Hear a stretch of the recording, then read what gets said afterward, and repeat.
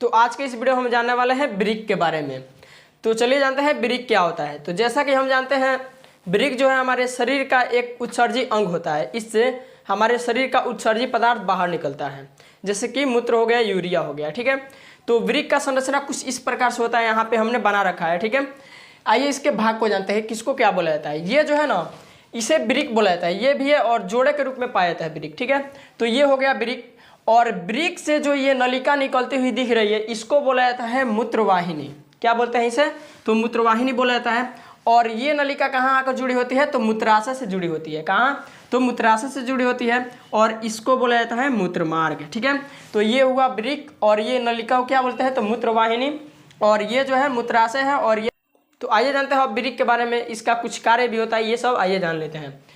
तो वृक्क जिसे किडनी बोला जाता है या इसे ही गुर्दा बोला जाता है। ठीक है, इंग्लिश में क्या कहते हैं? तो किडनी बोला जाता है और उसे गुर्दा भी बोला जाता है। इसका जो वृक्क जो है ना, प्रमुख उत्सर्जी अंग होता है। मानव शरीर का सबसे प्रमुख उत्सर्जी अंग कौन होता है? तो वृक्क ही होता है। ठीक है, दूसरा क्या है? तो खून की सफाई।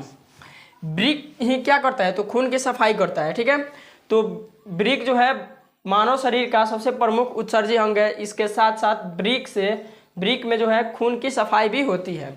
आइए देखते हैं आगे। ये जो है वृक्क जोड़े के रूप में पाया जाता है, जैसा कि हमने यहाँ पे बताया था।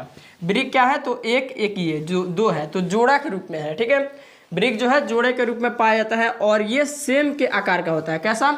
तो सेम के आकार का, जोड़े के रूप में पाया जाने वाला एक सेम का आकार का होता है ये वृक्क। ठीक है, अगला, वृक्क की संरचनात्मक तथा क्रियात्मक इकाई को नेफ्रॉन बोला जाता है।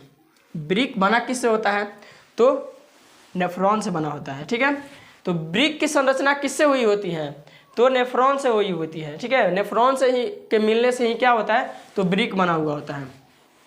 एक जो है वृक्क में लगभग 8 से 10 लाख नेफ्रॉन पाए जाते हैं। ठीक है, एक वृक्क में लगभग कितने? 8 से 10 लाख नेफ्रॉन पाए जाते हैं। तो हमने जाना कि वृक्क क्या होता है, तो एक उत्सर्जी अंग होता है और ये जो है शरीर का सबसे प्रमुख उत्सर्जी अंग होता है। इसमें खून की सफाई होती है। यह जोड़े के रूप में पाया जाने वाला सेम के आकार का होता है। ये वृक्क की संरचनात्मक तथा क्रियात्मक इकाई को नेफ्रॉन कहते हैं, यानी कि नेफ्रॉन से ही क्या होता है? वृक्क का निर्माण हुआ होता है। और एक वृक्क में लगभग 8 से 10 लाख नेफ्रॉन पाए जाते हैं। ठीक है, तो ये रहा वृक्क के बारे में जानकारी। आप इसका स्क्रीनशॉट ले सकते हैं।